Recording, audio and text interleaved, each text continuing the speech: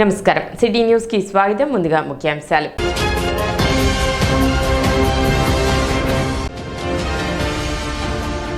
పట్టణంలో భక్తి శ్రద్ధలతో గుడ్ ఫ్రైడే వేడుకలు జరుపుకున్న క్రైస్తవులు.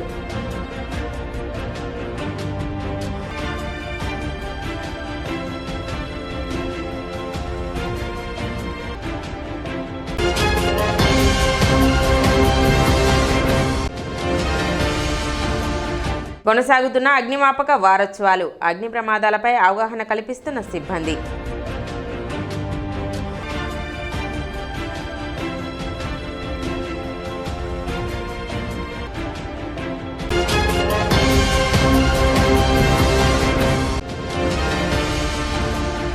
వక్ఫ్ సవరణ బిల్లును నిరసిస్తూ పట్టణంలో శాంతి ర్యాలీ నిర్వహించిన ముస్లిం సంఘాలు.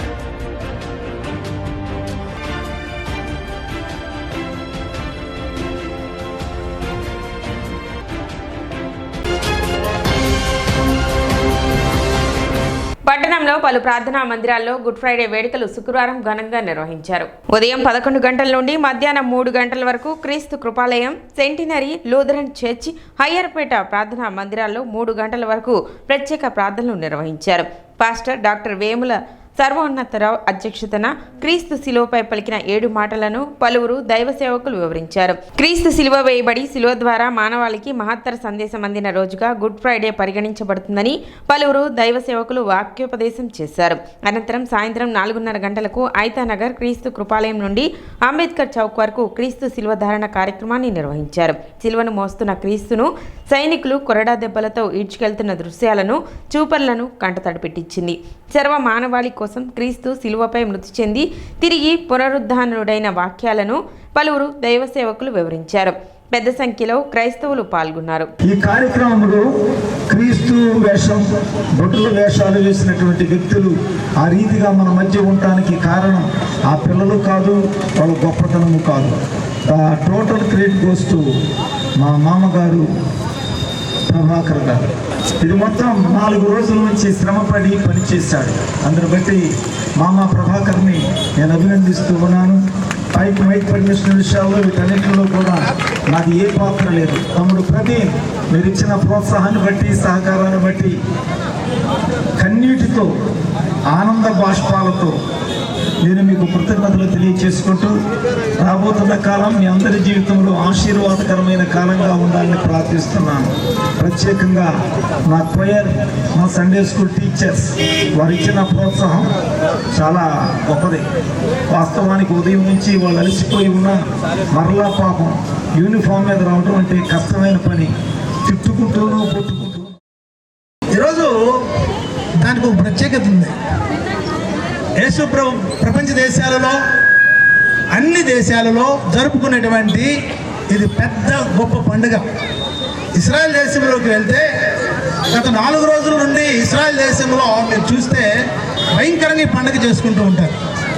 ఎక్కడ చూసినా కూడా దేవుని ఆరాధిస్తూ ఉంటారు.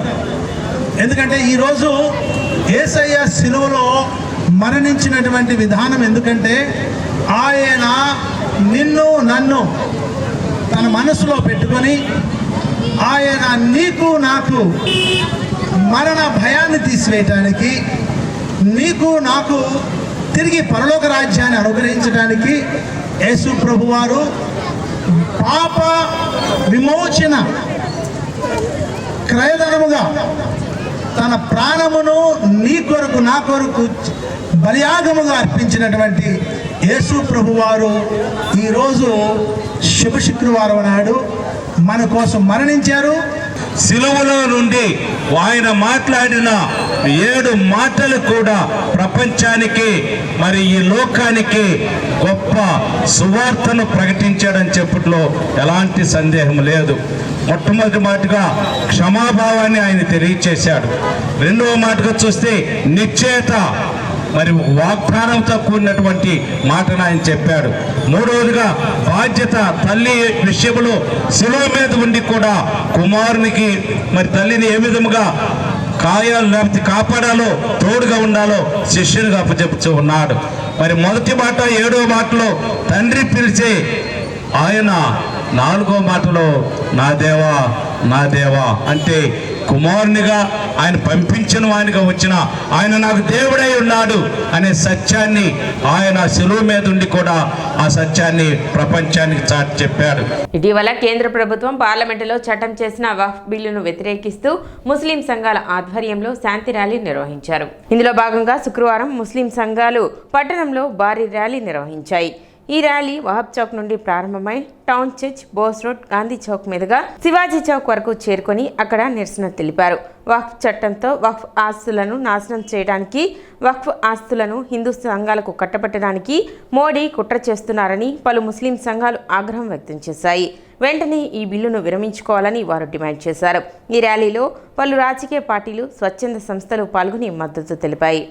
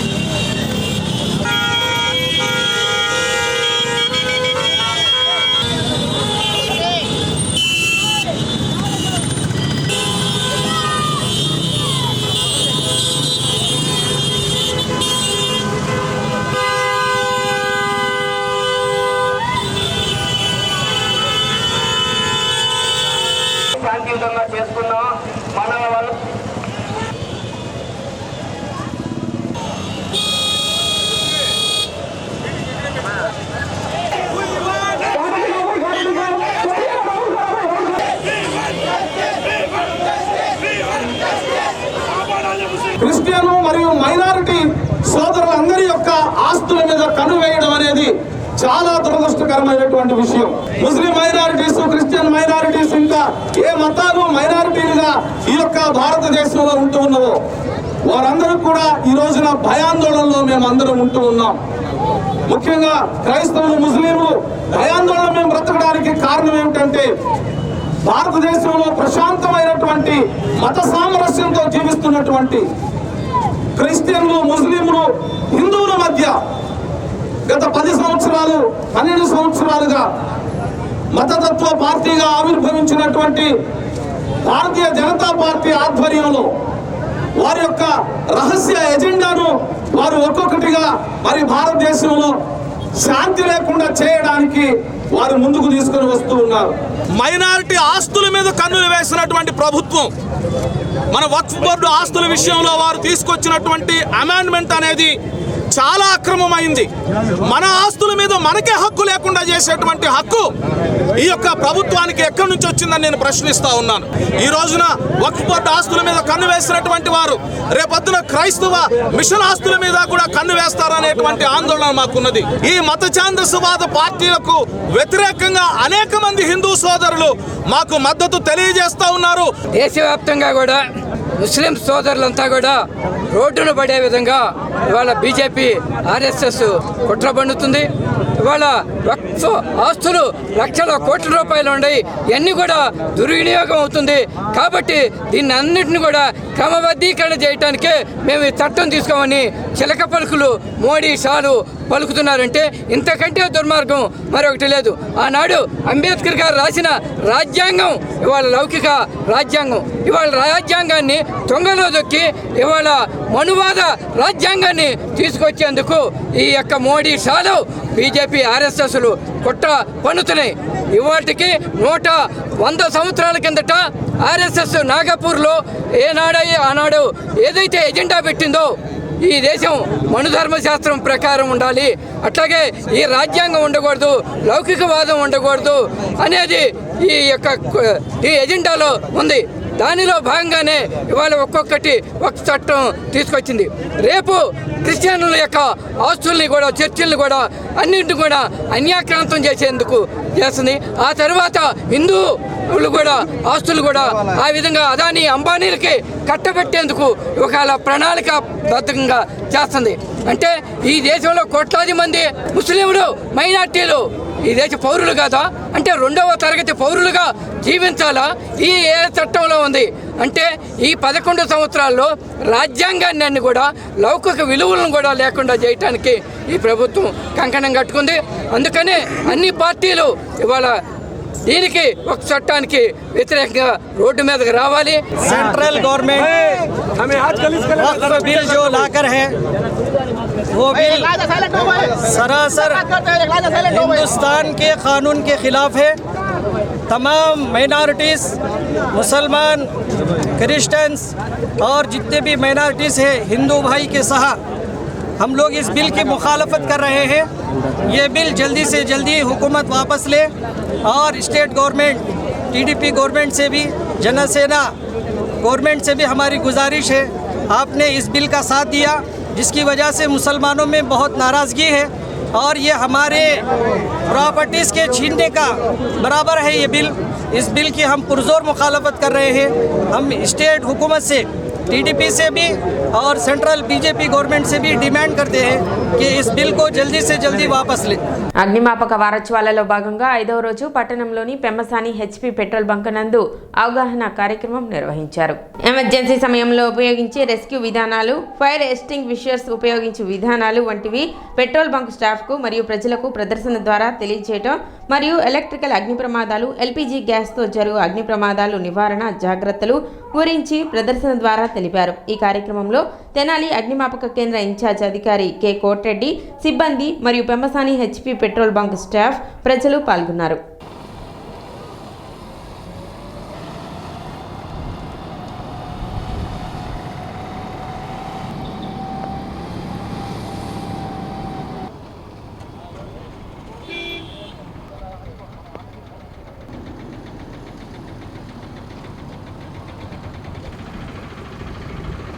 ఈరోజు అగ్నిమాపక వారోత్సవాల్లో భాగంగా ఫైర్ సర్వీస్ వారు పెమ్మసాని పెట్రోల్ బంక్ నందు మాక్ డ్రిల్ నిర్వహించడం జరిగినది.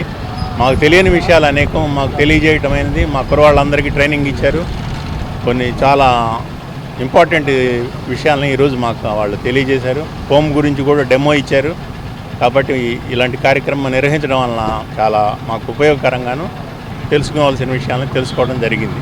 సంతోషం. అగ్నిమాపక వారోత్సవాల్లో భాగంగా పెమ్మసాని పెట్రోల్ బంక్ రావడం ఉప్పాలెం రోడ్లో వచ్చి అక్కడ ఉన్న సిబ్బందికి ఫైర్ జరిగినప్పుడు ఏం చేయాలని మొత్తం అక్కడ అది కాక CO కార్బన్ డైఆక్సైడ్ దాంతో ఎట్లా ఫైర్ ఆర్పాలి, ఫోమ్తో ఎట్లా ఫైర్ ఆర్పాలి, ఫోమ్ మాక్ డ్రిల్ చేయించడం జరిగింది. సిబ్బంది కూడా అందరూ బాగా రియాక్ట్ అయ్యారు. వాళ్ళు చక్కగా నేర్చుకున్నారు. వాళ్ళని అడిగి కొన్ని ఏమైనా డౌట్స్ ఉన్నాయని అడగడం జరిగింది. వాళ్ళు అన్ని చక్కగా తెలుసుకోవడం జరిగింది. మాకు చాలా ఆనందంగా ఉంది. స్థానిక ఐతానగర్లోని రక్షణ సైన్యం చర్చి నందు గుడ్ ఫ్రైడే వేడుకలు నిర్వహించారు. ఈ సందర్భంగా నిర్వహించిన ఆరాధన కార్యక్రమంలో సంఘ కాపరి మేజర్ నాగరాజు ఏసీసీలో పలికిన మాటలను వాక్యోపదేశం చేశారు. కార్యక్రమంలో సంఘ కాపరి పి రత్నసుందరి, సంఘ పెద్దలు గాలి రవికుమార్, బట్టు చక్రయ్య, పిల్లి కనకరత్నం, కారుమంచి నరసింహ, రుద్రపాటి ఆశీర్వాదం, యవనస్తులు తదితరులు పాల్గొన్నారు.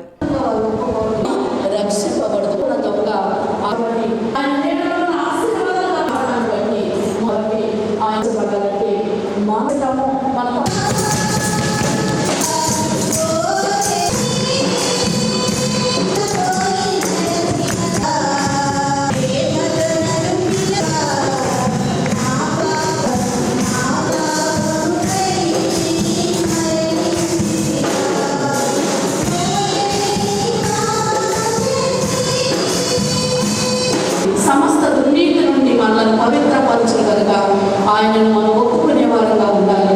ఆయన సన్నిధిలో మనం తప్పిదలను ఒప్పుకునే వారంగా ఉండాలి. ఆయన సన్నిధిలో మనం చేసే అపరాధాలను ఒప్పుకునే వారంగా ఉండాలి.